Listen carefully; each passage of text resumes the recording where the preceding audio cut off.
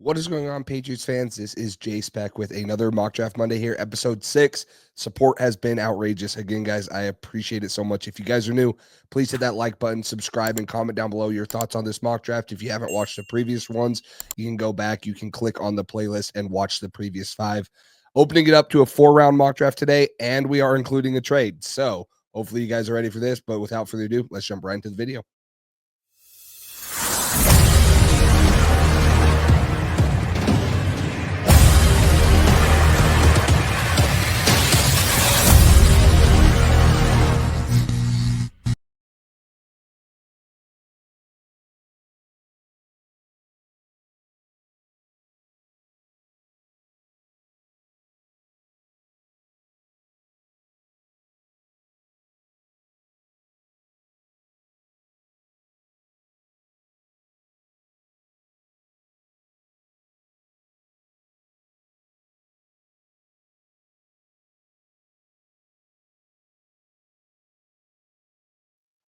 Okay, guys. So like I mentioned, opening it up to a 4-round mock draft, and I did make a trade. Now, this trade does not include future assets, just for the sake of the mock draft, wanting to talk about more players, things like that.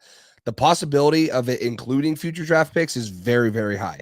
So you can already see where the trade was down to. So I'll go ahead and open up the trade right here. The trade was with the New Orleans Saints for the 9th pick. So the Patriots move down 9 spots. They acquire an extra 2nd and 4th round pick and give up one of their 5th. Now, if you go in the NFL trade chart and you look at this, the Saints are giving up about 75 value points more than the Patriots. But again, this is a scenario where hey, the Saints are not in a good spot with the salary cap. They are in salary cap hell. So do they want to get a young rookie quarterback on a team-friendly deal? We don't know who their head coach is yet, so that's going to also be something is, hey, if they bring an offensive-minded head coach, they might want to bring in their own guys. So this is a scenario where Cam Ward, Shadur Sanders, someone like that falls, and they're able to trade up with the Patriots for this. So again, an extra an extra 2nd-round pick and an extra 4th-round pick to move down 5 spots. This could easily look like, hey, we're going to get a 1st and a 2nd and then a future 1st from the Saints and then possibly trade, like one of the 3rd-round picks the Patriots have.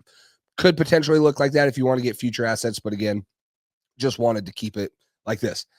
I have a ton of picks to get through, so I'm going to keep them short, but I'm still going to hit on the big things. This is a projection, and this is a gamble, guys. Josh Simmons might be my offensive tackle 1 because he is a true tackle, in my opinion. 6'5", 310 pounds. He played 31 career starts. He started his career at San Diego State, where he played mostly right tackle and then transferred to Ohio State the past 2 seasons and played left tackle. He had an 82.2 true pass setting grade before he got hurt this year. This guy is a big, loose, fluid athlete who can has good change of direction and quickness for his size. Powerful run blocker, takes good angles when he's getting up to the 2nd level, can dig out defenders. Length. That's the big thing about him. This guy has the length to stay at tackle. There's Wyatt Milums, there's Will Campbell's, there's Kelvin Banks, there's Marcus Membo. Those guys are projecting maybe better at a guard. Can they play tackle? They probably can, but they project better at guard. Josh Simmons is not going to be one of those guys. And I'll get to why I say it's a projection in a second. He has a great inside hand when he strikes. He's able to keep it latched on so guys can't counter. They can't do a spin move, like things like that. Good pop with his hands to stun the defender, whether it's getting out in the run game or it is pass setting. He has good play strength and drive to dig out defenders. I talked about that. Great ability to get out and pull. They do a lot of pin pull stuff with Ohio State, especially with Quinshaw Junkins, Travion Henderson. So he was really impressive seeing him get out and move for his size. And he has a good first quick step to get on top of defenders, good anchor when guys are trying to, push him back into the quarterback. Like him. Why I say this is a projection.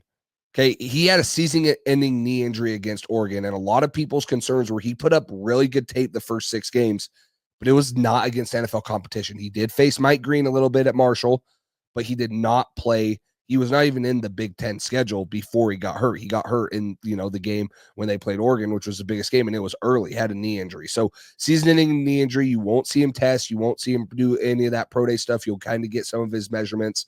And then he kind of had a lack of focus in those games, right? Ohio State's killing them. They're playing lower competition. As good a film as he had, once they started pulling away, you had the lack of focus. Now, it's hard to knock a guy for that, right? You're smoking him, but you would like to see that a little bit more.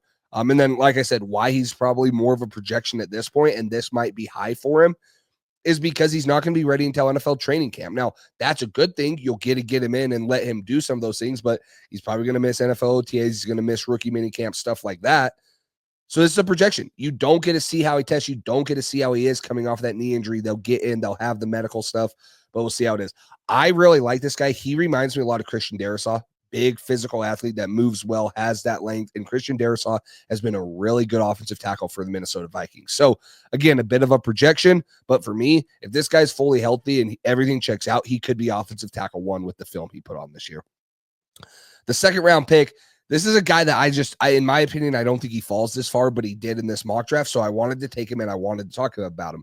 I do think tight end is a need. If you guys watched the Senior Bowl video from yesterday, you already know our thought process on this, but if not, you can go watch that video to get it. I just think the Patriots are not in a position to take a early tight end. Like I think it would be exciting. This is a deep tight end class. They can probably settle for a guy in the 4th or 5th. But if Colson Loveland falls to 38, this is a way to get Drake May, and a pass catcher and an athlete type guy that they don't have on the roster currently. 6'5", 245 pounds, had the 3rd best PFF receiving grade amongst tight ends, which was 90.6. He had 56 receptions, 582 yards, 5 touchdowns for Michigan. He had a very good year, 600 plus yards last season too when they won the national championship. This guy is a basketball player. He has a 79-inch wingspan. That is massive for his 6'5" frame. Massive wingspan, long arms for that tight end position. He was a first-team All-Big Ten guy in 2023 when they won the national championship. This guy's a plus athlete for his size. Like, for 6'5", 245 pounds, you might not find a better athlete than him. Good burst, post catch. He can make guys miss, can create when he has the ball in his hands. He aligns from multiple positions as a pass catcher. I'll get into his concerns as an inline blocker later, but he aligns from multiple positions to slot outside, wing, can do stuff like that. Good route runner, good ball skills, good body control. Like I mentioned, 79-inch wingspan, you're going to be you're going to have that ball skills and be able to box guys out of the tight end position. And then really good vertical speed for the tight end position for his size. He can get going. He can stretch the seam. He can stretch the middle of the field, things like that. He did have some concentration drops. That was a little bit of a scary thing for me, as there were times where he was just looking too early down the field. Ball was hitting him in the hands. And he just wasn't bringing it in. And, like I said earlier, I think he's limited right now and maybe for the first couple of years to an 11 personnel tight end. He just does not have the ability to consistently put his hand in the dirt and do what you need to have him do in the run game. So that's a little bit of a concern for an early round tight end like this. And he's still young. He still needs to continue to grow into his body, get a little bit stronger in the NFL. So one comp that I've heard that I do kind of am starting to like is Zach Ertz type of guy. I think that he is a versatile guy that is still big. He's not, Harold Fannin, 6'3" or whatever. He's not Jaheim Bell, 6'2", 6'1". He's legit 6'5", and that wingspan is going to be a plus when he's going over the middle of the field. So really, really like him. If he is in this spot again, I don't think it's likely, but it happened. I wanted to talk about him. With the second round pick that we got from the Saints, now I have them adding another pass catcher. Okay. This is kind of a pick your flavor pick. A lot of Patriots fans will like this pick because Savion Williams is similar to Deebo Samuel. I'm not high on Savion Williams as of right now. He's 6'4", 225 pounds. He had 60 receptions for 611 yards and 6 touchdowns. He also had 51 carries for 322 yards and 6 touchdowns last year for TCU. He shows a good release package, really, really, really good short area quickness. It's elite, good twitch when you're getting in and out of breaks, when he's trying to make guys miss, working in a phone booth. That's where he makes his money. Where he makes his money also is his position versatility. He's lined up as a wildcat quarterback. He's lined up as a tight end. He's lined up as a running back. He's lined up as a receiver. Any place you can think of putting a guy, he's lined up as. That's why our Patriots fans are going to like him, in my opinion, is because he gives that Deebo Samuel type feel. A little bit thicker, a little bit taller than Deebo Samuel, but he is a big guy that does a lot of things. He's more of an offensive weapon than a receiver at this point, in my opinion. Explosive playmaker with the ball in his hands. This is why I say he's a scheme fit, is you got to do unique things like this San Francisco 49ers do with Deebo Samuel to get this guy the ball. You can't just say, hey, go run routes. We're going to throw fade balls to you. You have to scheme it up to get him the ball. If you can do that, he's a really good playmaker. He's an athlete. And then, like I said, he's a powerful runner. When this guy gets the ball in his hands, it's, like lightning in a bottle. You're waiting for something to happen. That's why a lot of people will like him, is if you can figure out ways to scheme for him and you can get the ball in his hands, he's going to make plays. He's just a playmaker. He is explosive like that. So like that.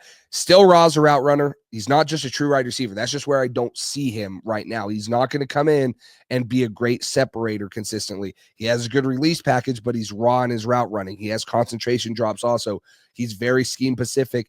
And honestly, 2024 was the best year he's had, and those aren't great numbers. He's just lacked elite production. Like, they're good numbers, 900 plus total yards, 12 total touchdowns. Like, it's not horrible, but it's not elite production. That was his best year in college. And so you worry about some of those things is, hey, is he going to come in and be a true difference maker for this Patriots team who could probably just use a straight up receiver to help Drake May? That's my reservations with Savion Williams. But I did want to get him in this mock because I do think a lot of Patriots fans were interested in him and were asking about him. With the Patriots' original third-round pick, not the one that they got from Atlanta. This is their third-round pick. This is a guy that I love, and this is another sneaky need for the Patriots, other than tight end, in my opinion, is the running back spot.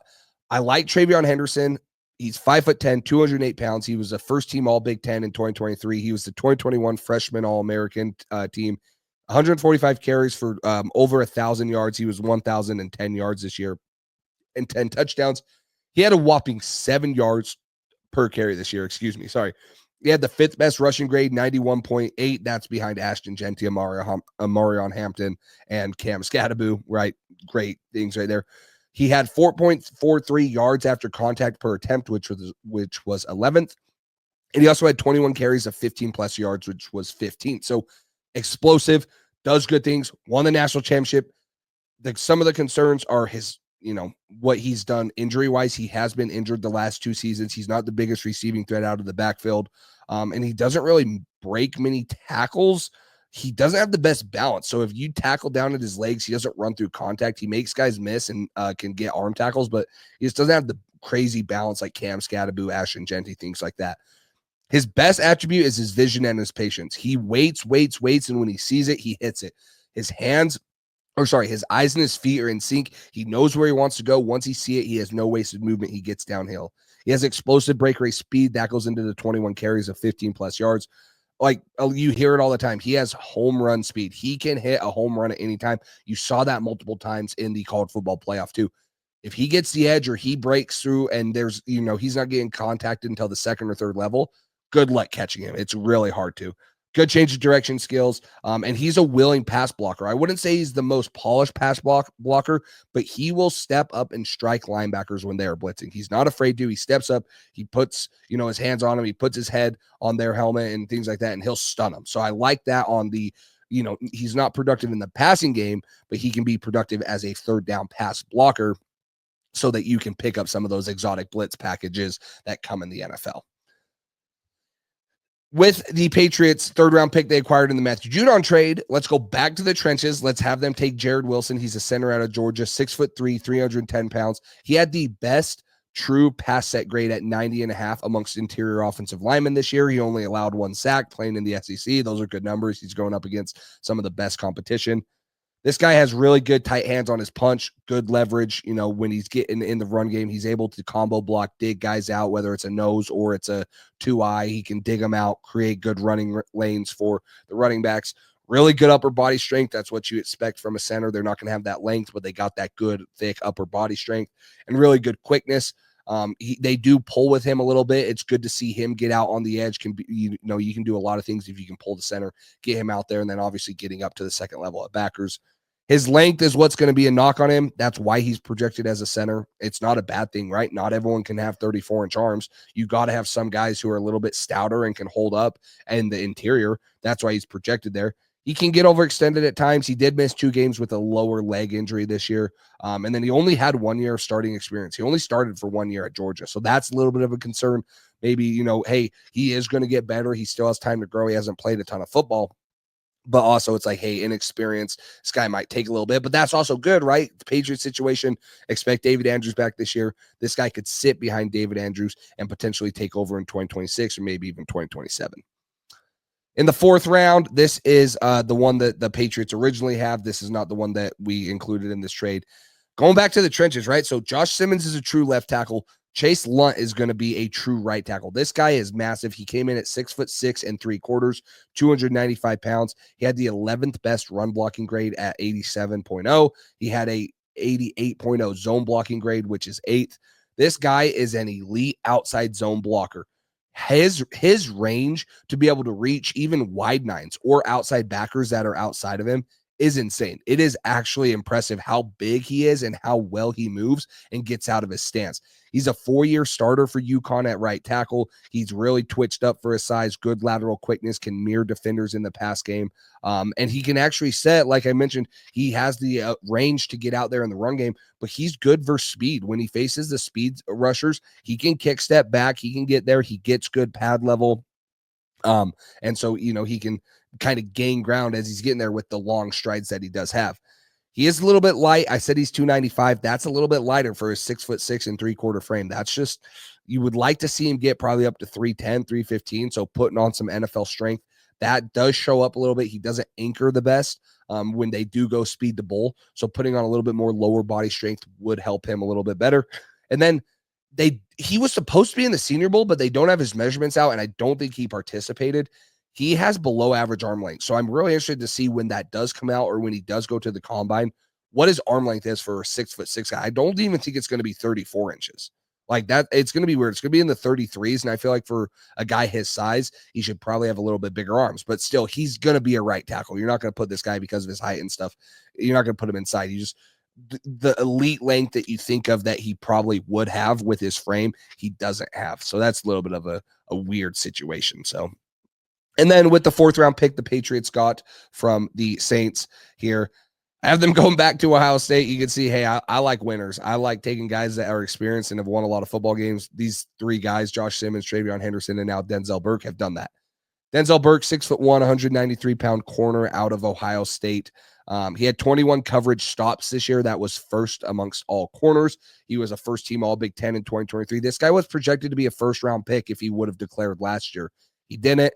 Lost stock a little bit. Just didn't perform up to the expectations he had. I don't want to say he lost stock, but high expectations, first-round pick type of guy. Didn't quite live up to those expectations. So he has the length, though. He has good length for an NFL cornerback, especially one that needs to play press coverage. He can do a bunch of different things in man. He can play press, he can play off, he can switch it up, and he can stay with the receivers at, or sticky coverage. Good change of direction, explosive in and out of breaks to stay with receivers when they, break down or trying to run curls in breaking routes, slants like that. He can plant and get in and out. And then this is what I love about corners. He's a very good run defender. He is a strong, willing tackler. He shows up on the outside. He adds that extra hat in the run game, and he's good at tackling. He doesn't miss a lot of tackles. So I like that. I think that's a valuable asset for a cornerback to have. And so that's something that I value is like, hey, if this guy's going to be corner 2 alongside Christian Gonzalez, I like that he can show up in the run game and step. And I think Vrabel's going to like that too, just kind of that mentality. So his knocks and some things I saw this year and even last year, he does have a little bit of high pad level at times in his back pedal, which makes it hard for him to transition when guys are trying to run vertical for him. And he just gambles with the ball in the air. It's not a bad thing. This guy wants to have interceptions. He wants to have PBUs. But it does lead to him trying to undercut some things and leading to big plays. It does lead to him, maybe trying to make a play on a ball he shouldn't, being overly aggressive. And instead of it being a PBU, now it's not. So that's a little bit of a weird one. I like the aggression. I like the gambling. I like that he's confident in himself. But again, maybe just being smarter with when he takes his chances or being in better positions when he does take those chances would be better. So I know that's a lot of guys right there, right? I acquired 2 extra picks. I did open it up to a 4-round mock. So this is a little heftier one than what I've done before. I wanted to talk about Josh Simmons because I think he's a true tackle. Right? Will Campbell, if I would have drafted him, the conversation would have been, well, he's still probably a guard. But Josh Simmons, in my opinion, is a true tackle. So I really like that pick. And then again, adding some pass catchers, adding a running back that can rotate with Ramondre because of the injuries with Travion Henderson the last couple years. I don't see him as a true bell cow back and how he holds up, but if you can rotate him like Josh McDaniels has liked to rotate his running backs before with Ramondre and even Antonio Gibson, he brings you that home run speed that Ramondre doesn't have. Building a interior offensive line too with a center there that could replace David Andrews, a big, long offensive lineman that I'd like to take a chance on, and then adding a corner on the opposite side of Gonzo. So I like this. I like this draft. I think you address a lot of the needs, especially in the offensive side of the ball, with pass catchers for Drake May and the ability to protect Drake May. So again, guys, appreciate all the support. Make sure you guys hit that like, subscribe, comment down below your thoughts on this. Use code PATCHDRIVE at Underdog Fantasy so that you guys can get your first deposit matched up to $1,000. So appreciate all the support, guys. And until next time, I will talk to you later.